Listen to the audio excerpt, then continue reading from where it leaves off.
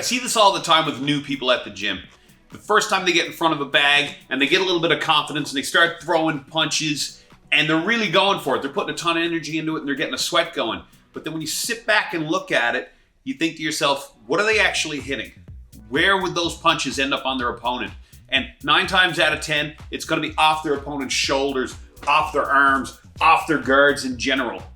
In this video, I'm going to show you where you should be aiming your punches when you hit the heavy bag.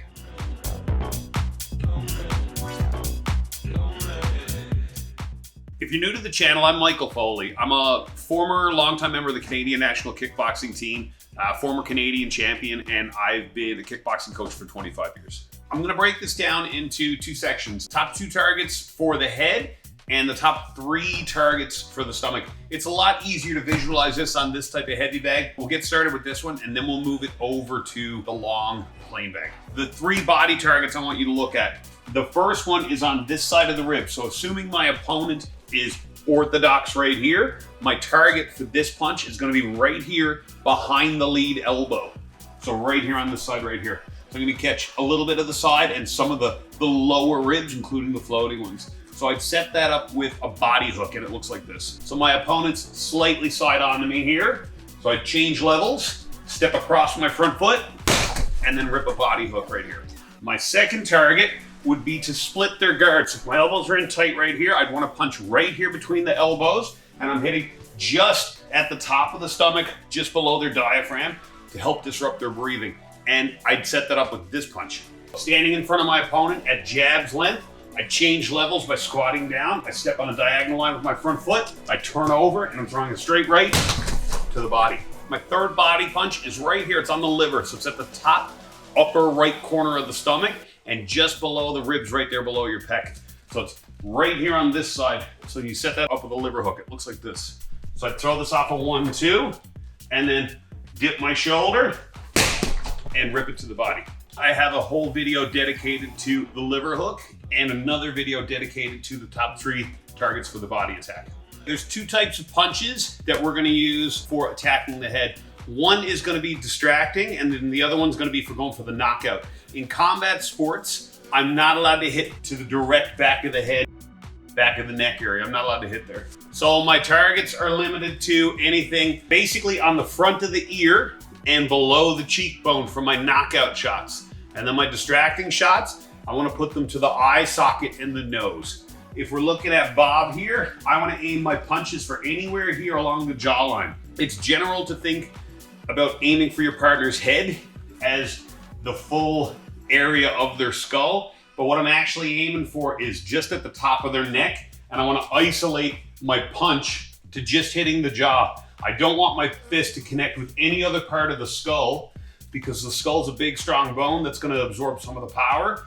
I want to isolate all my power on the jaw. So I'm going to aim for the neck, aiming to punch up. And if my opponent's got their chin down here and I'm wearing boxing gloves, there's no way I can actually punch them in the throat. So aiming for their neck, I'm actually just going to hit their jaw. So the punches you want to use when aiming for your partner's jaw are your straight right hand, your lead hand hook, either uppercut, and then your overhand right.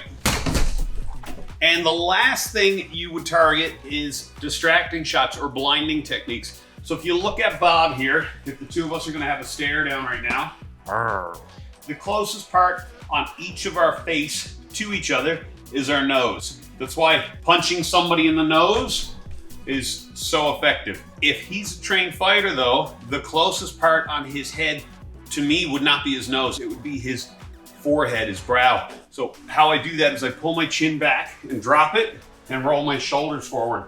So now my nose gets pulled back and my brow right here gets exposed. If you look at old-time boxers, they've got a lot of scarring around their eyebrows right here from keeping their chin tucked. That puts their opponent's jabs, crosses, and hooks off their eyebrows right here. That's keeping their nose safe, but it's also preventing them from getting hit in the chin a lot. If my opponent is putting their chin down and I can't expose their jaw for a knockout punch, then what you're looking to do is throw your punches directly into the eye socket, and you don't want to hit high up on their forehead here. the eyebrow and the nose right here. You use your jab for that. And if you can get them pulling their head back, exposing their chin, that's when you can land the knockout shot to the jaw. So if you don't have access to something like the bob and you're working with something like this or a traditional hanging heavy bag, you can still use this. You're gonna use visualization when you're hitting the heavy bag. I don't just wanna mindlessly bomb my punches, burn out my arms, leave myself open. So I wanna practice those 5 targets. I wanna throw to the body with the hook. I wanna rip to the body with the straight right, the liver, the jaw, and the eye to set up that knockout shot. Thanks again for watching. If you haven't already, don't forget to like, subscribe, and turn on notifications. I'm Michael Foley. I'll see you on the mats.